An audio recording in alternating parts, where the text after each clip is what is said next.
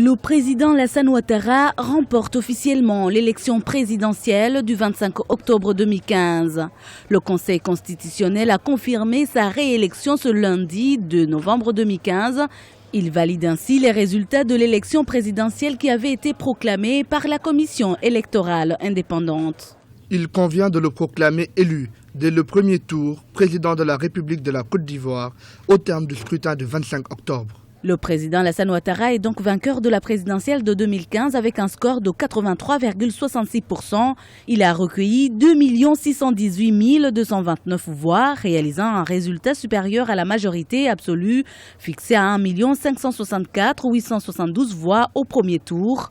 Une victoire qui n'a pas été contestée par le Front populaire ivoirien qui a reconnu la défaite de son candidat Pascal Affi-N'Guessan, arrivé second. Le président du parti, le candidat Pascal Affi-N'Guessan, a déjà donné notre position.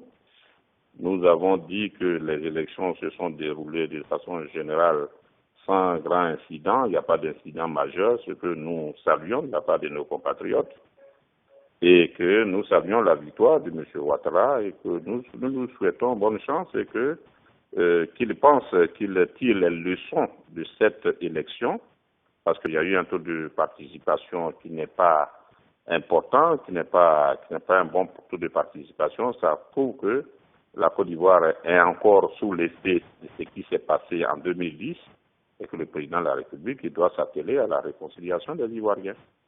Donc pour nous, sa réélection, nous le saluons, même s'il y a eu beaucoup d'irrégularités que nous allons bientôt porter à la connaissance des Ivoiriens.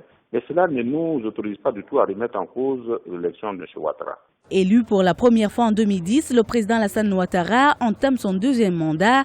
Âgé de 73 ans, il est donc appelé à assurer la continuité de la réalisation de ses projets socio-économiques et politiques pour une période de 5 ans. Son cheval de bataille, réconcilier les Ivoiriens.